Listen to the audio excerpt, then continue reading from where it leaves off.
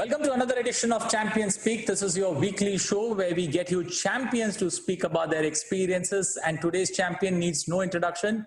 He's the Dronacharya of Indian badminton coaching, somebody who's excelled as a player. And every generation that you see, the Saina, the Gopi Chands and Dipankar Bhattacharya all have coached under him. Today's guest joining us on Champions Speak is you, Vimal Kumar, Indian badminton coach, presently busy with the Prakash Padukone Badminton Academy. Welcome, Vimal, to Champions Speak, first of all. Nice having me. Yeah, thank you. Thank you for having me in this program. Vimal, how do you look at this particular pandemic? This has put everything on a, backseat, preparation for Olympics.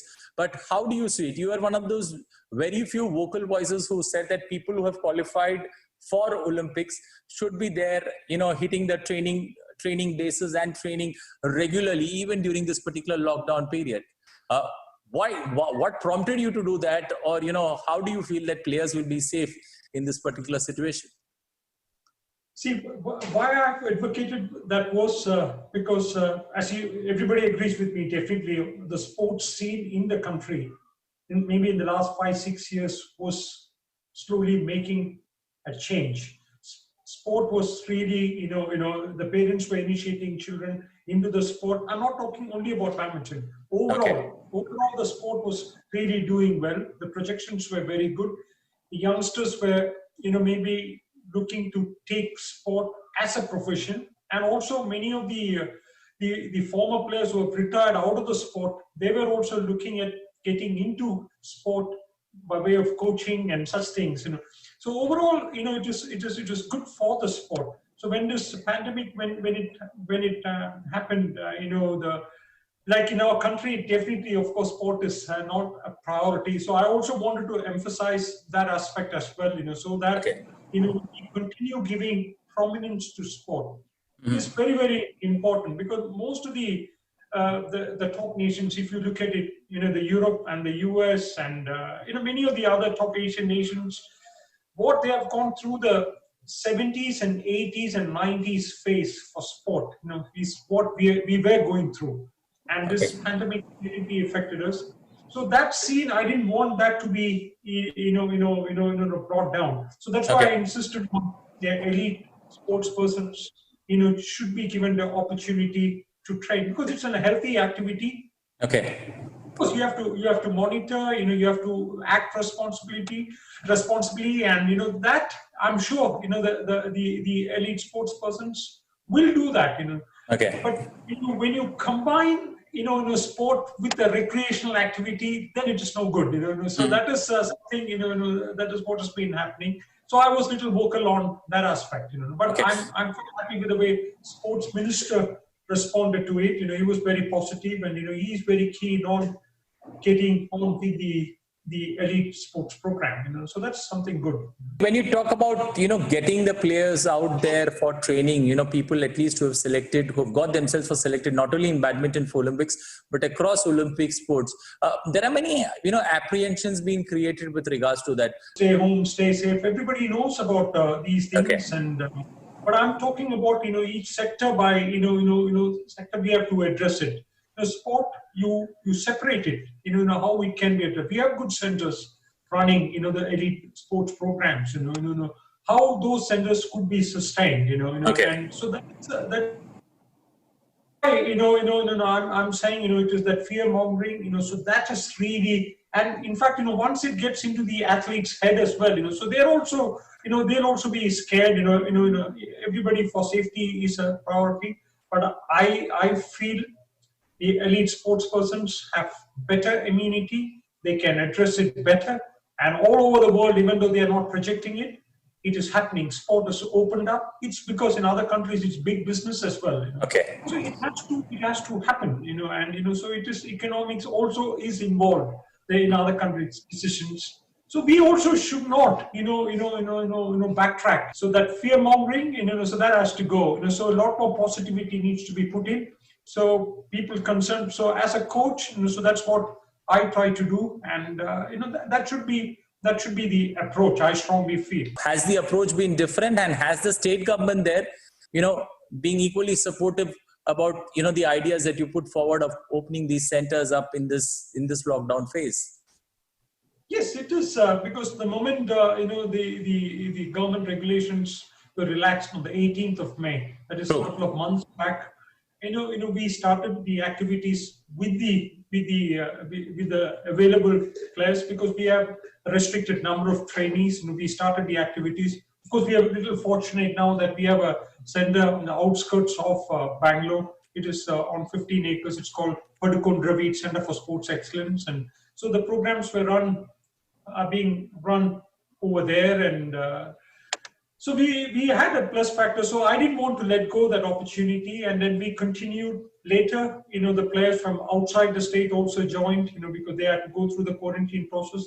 So 2 months. So we continued the activities with. We've been having the activities with about 35 or 40 trainees, and I'm quite happy, because things went on smoothly. I'm not saying, Okay. somebody in the process, they might get, because some of them are going back home and coming back. But if you think about, you cannot plug all the loopholes, because there will be, issues, and we have to address it, and not get bogged down and get scared. And of course, I was a little disappointed because with that Djokovic issue, things, went into the other extreme, because Djokovic is a big name and everybody follows him. So when he got it, so that was a big letdown for the sport. But I would like to emphasize the fact that he recovered. Yes, they got it. Nothing. Because the other aspect there nobody realized was that they went into too much partying and such things. So he got it. But it was a good step, and I was for it. And then I wanted something positive to come out of from that. But unfortunately, it didn't happen, and it brought back again, the fear factor. Okay. Badminton somewhere seems to be stuck down south. It's Bangalore, it's Hyderabad. You go down to Kerala a bit, then you have some centers in Assam that are doing well, Chennai too. But big stations like, say, anywhere in the north, or for that matter, even Mumbai, which has produced, a long list of stalwarts that have contributed to Indian badminton. These centers are missing. That was because earlier when we were playing the sport if you look at in the 70s and 80s, there were a lot of good players coming up from the north, and then from the western part of the country as well.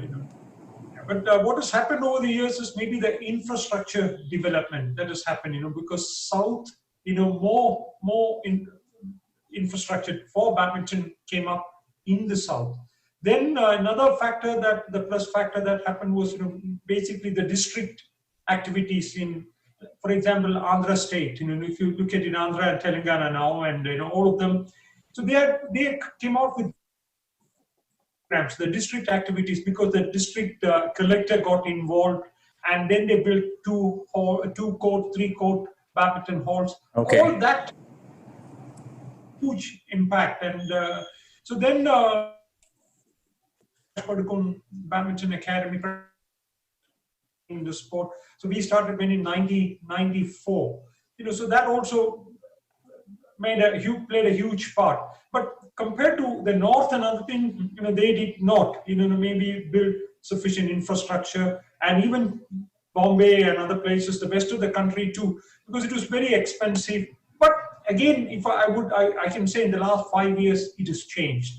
There are a lot more infrastructure has come up in the north, but you need definitely, good monitored programs running in these areas. So that is the key, and then we can definitely, the other parts of the country too can, come out with better schemes. Okay. Vimal and Gopichand are considered to be, two names in Indian badminton coaching. But what's the difference between, a Vimal style book and a Gopichand style book when it comes to, taking the game of badminton to the next level? My this thing was, because I had the opportunity when I was maybe playing the sport, I could live in Europe, because I was a science student, and the early 80s, that was the year also, those years where Akash Padukone was really dominating the sport. So I sacrificed my medical seat, and then I wanted to pursue badminton, and I wanted to be like Prakash, and so I did that, and then what has happened? Then when I finished my graduation in '83, when I finished that, I moved to England. They look after themselves. Of course, they have the choice to make a decision whether to pursue the sport professionally or they should do something, the academics. So that opportunity they had, and compared to the Indian system, the Indian system at the time was, the players would get a job with the government, either a nationalized bank or railway. So such a sort of a thing was there. So the cushioning was there. But there, the coaching was that the players had to pay for everything. Nothing would come to them freely, and so that way, that was, they would take a lot more responsibility. So I like that. Of course, in Asian method is, you stand in front of the coach every day morning, and the coach will dictate terms. So the players don't have much of say in the matter. Everything it is coach centric. So that I try to find a balance between these two, because I feel eventually once a player get to a certain level, their views are very important. Then it's a question of working, to have a perfect understanding and working with that, because the badminton, the whole coaching program revolves around maybe too much of group training and such things. So that is what the Chinese follow. So every top badminton nation follow that, and I am slightly against that. Because I feel, yes, up to a certain level, you can do that. Then once they get to a certain level, then it is individualized, specialized training programs needs to be given, and that needs to be done accordingly, like how the professional tennis players do. Now, I'll broaden the question. How has your association with, you said that, Prakash Padukone was a star, then you tried to follow his footsteps. But how has this association with Prakash Padukone, been over the years, and how has it, how has the foundation been, and how has it grown in the years gone by? No, it has been very good. I now know Prakash for more than 40 years, and so when I was a junior player, I used to come down to Bangalore and practice with him, and so I was always fascinated with him. Basically because I thought he was a self-taught guy. He had that ability to maybe understand the situation better, dealt with it in a better way, and the temperament aspect was very good. And even though he appears very soft, and but he could, when he's on the court, he made the right decisions. And also the other aspect, which he told me, was never to copy anybody else, and develop your own style, and what comes to you naturally, you need to develop it, and then incorporate what can be, from the other, maybe the Chinese at that time or the Indonesians at that time were physically a lot more fitter than the Indians, and but we always had better techniques, and but we didn't have the physique or the legs to get to the shuttle quick enough. So that was our drawback, but all these things we have bridged now over the years, because we have better physios, and we have better trainers, and who understand the sport better. So such things have happened in the country. Looking at this particular journey, how would you look at it? When a player comes with you, you make the player think. Saina's game changed when she came under your wings, and you made her think. There was a different way to the way she approached her game on the courts. Do you feel that your school of thought, somewhere pushes the players to use his mind while he's on the court against the opponent? Yeah, that is one of the things we insist on, and even more now, because now we have made a certain 8-10 rules, for the parents, because when they bring the child to the academy itself, once the child is identified, they have come for training, we have put that, because the parent support is very, very vital at that stage, because they need to understand, because lots of them don't have a sports background. They feel by just investing money or putting them into a center, the child will come up automatically. So that is not. So again, giving the child the responsibility. So that is something, we have been following in the academy, and especially when they are below 13 years. And so that's the time, we need to give them the opportunity to think for themselves. So that's why, in fact, I've been advocating that also with Badminton Association of India for smaller events and such things, especially under 13, under 11, under 10 events. When the child is playing, don't do on-court coaching, so that way, the child will learn to deal with the pressure situations better. They can take responsibility and they deal with it. We always think that, they cannot make decisions, but they will make decisions. Sometimes it might go wrong, but after the event, you can always talk to them and address it. So that way, the child will learn to take responsibility. Now looking at your role as the national head coach of badminton, then, leaving that national head coach job for going back to the Prakash Padukone Academy, what pushed that decision there? No, this is because this was a decision we took in 2010, just after the Commonwealth Games. We inducted, we had an internal discussion, and Prakash was always for only grooming younger lot of players. He insisted on that. I slightly differed with him, because I thought, once we bring them up to a certain level, then if we can sustain it. Yes, if they still get stagnated, they need to move on. Then they maybe to move to another center or another coach, or change pace, and all these things will help a youngster. But straight away, we should not, chuck out a player when they get to 18 years of age. And so, why the decision we took was in 2010-11 period. Lots of the top players who were based in the academy, whom we have groomed over the years, they were getting a little stagnated, and at that point of time, we thought, the right decision was again to go back, to the younger lot, and maybe that to a certain extent, paid dividend. And now we have a good group of young players. Again, we could bring them up, and hopefully, they can do well for the country in the coming years. Okay, when you were the national coach, you were one of the few coaches, who decided to get foreign players to come into coaching, foreign coaches to come into India. But you also at today's time still feel that they should be made accountable.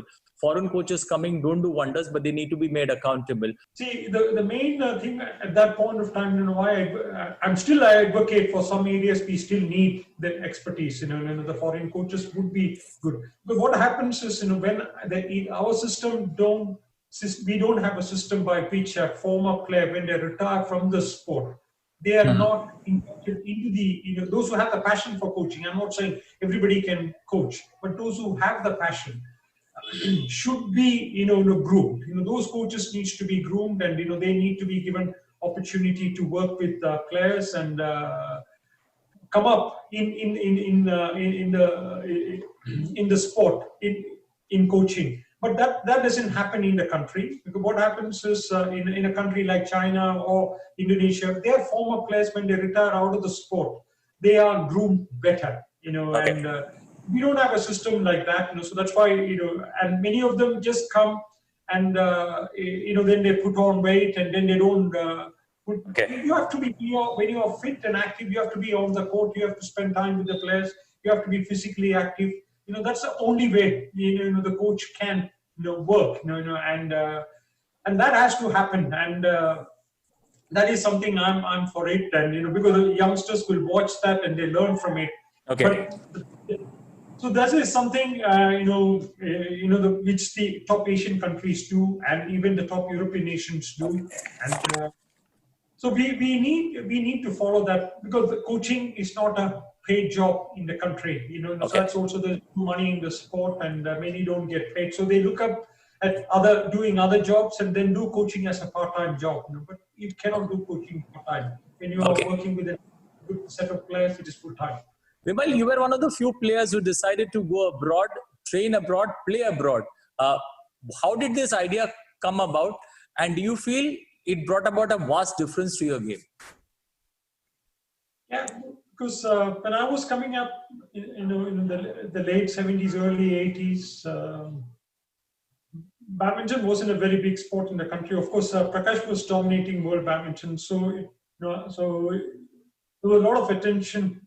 There was attention on badminton, and my background is such that, I'm actually from Kerala, south of India. The priority was always the academics there, and the youngsters took to the sport basically to get admission to a professional, either medical college or engineering college. So that was the norm then, and Okay.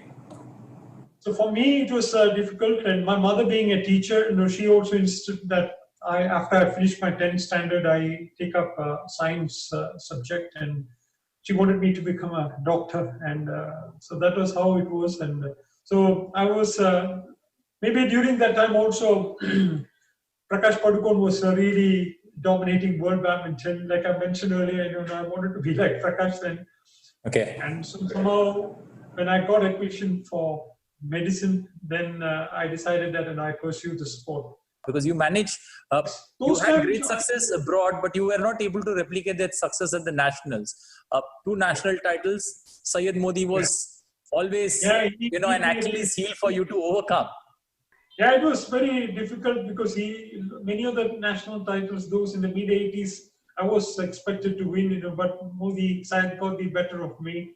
Because I, no doubt, was a great player, and but my problem then was because coming from Europe, I was finding it difficult to cope with because we had the courts were slightly slippery, and then I also found it tough to deal with the local shuttlecocks. True. Because we are a big industry in Jalandhar, making local shuttles, and so those shuttles were used for our national championships, and so I was finding it tough to get used to those shuttles. Anyway, those times, that was the thing, and I felt that the shuttle quality and other things should get better in India, because I was desperate to win the Indian nationals. But of course later I won it. By then they introduced the Yonex brand of shuttlecocks in the country. Again, since you mentioned Olympics, last 2 Olympics we've got medals from badminton. Are we realistically looking at a hat trick of medals from badminton? Yes, Sindhu, I definitely feel, has the best chance still to fetch a medal for us. Definitely, and of course others. Then our men's doubles too have an outside chance to win a medal. Rest of the players, they've all been going through a very lean phase in the last 1.5, 2 years. Mm-hmm. Their performance have not been really up to the mark due to various reasons, and so that is something we are all concerned about.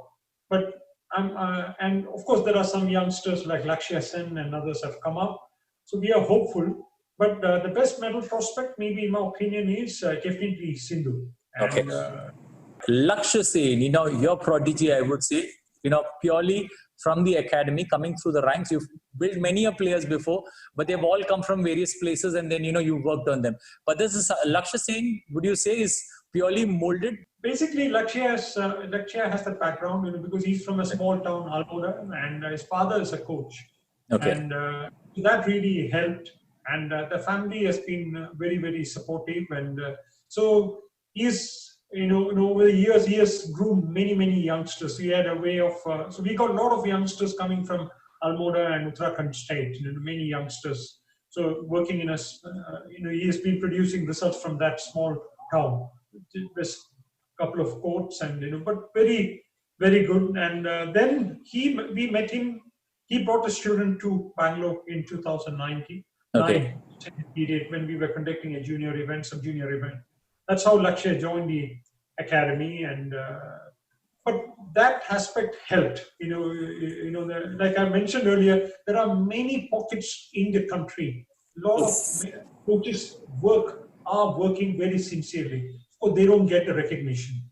So that is something I feel very strongly about, and these are the coaches who are really giving us to these big centers, the players. There is a lot of media crazy or frenzy being created about Saina versus Sindhu rivalry that exists. But, as a coach, do you feel that, there is a bit of rivalry that exists between these two players? No sport, can say that, but when they want to outwit each other, and But that's a plus factor. That is good sign for the sport.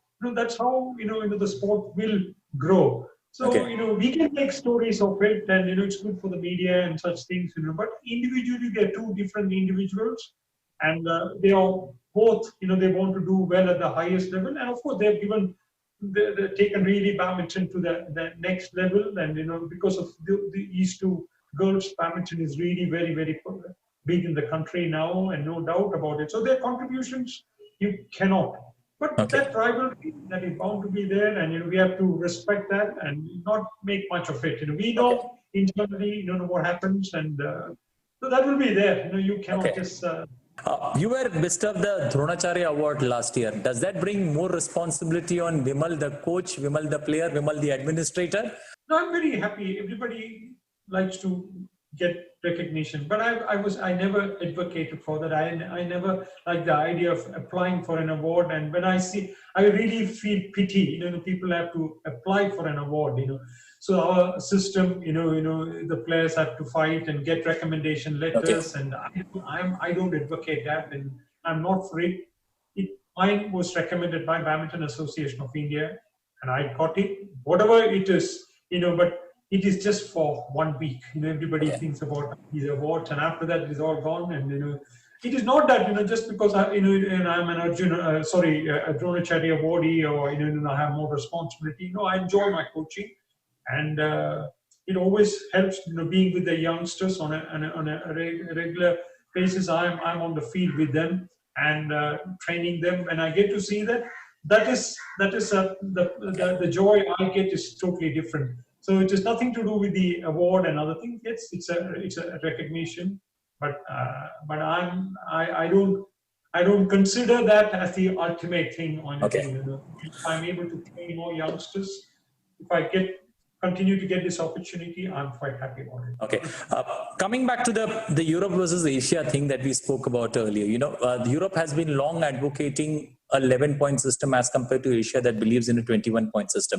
It has been happening because last 20 years, the World Federation tried out different formats. They tried a 7-point system, then they came out with a 5-point system. Many were tried out, and but what we need to understand here is that badminton, of course, over a period of many years, they have evolved. There is a lot of skill factor, nuances involved are very lot of skill is involved in badminton.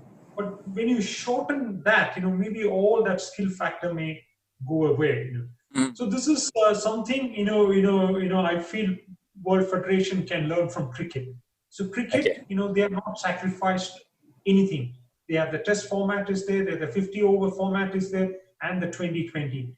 And so something like that, so Badminton World Federation also can look at, the big events. They can still continue with this 21, because the 21-point format is really, compared to the earlier that 50, when you only served, you got a point. So that was changed in 2006, and definitely India benefited from that.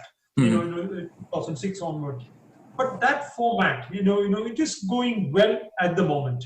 So the 2006, that format, the 21-game format, we should continue with that for big events. Then maybe identify a certain number of tournaments you can play with the smaller, the shortened format, of 11 points or whatever. So I feel, they should look at finding ways to, my main concern is that, badminton is very physical and very technical. But if you shorten it too much, then it can become like a lottery, like T20. The cricket 20 version. If you connect the ball, you hit around the field, then you win. It should not be like that, all the time. Your physical aspects are tested, your skills are tested, your mental aspects are tested in this 21-point format. So that should not be taken away. That's my only this. Otherwise, let them,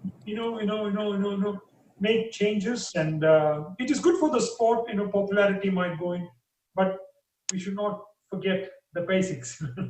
You should not forget the basics, and you should let every format survive or face the test of time. Thank you, and appreciate you joining us, Vimal, for this wonderful discussion here on Champions Speak. A pleasure having you here.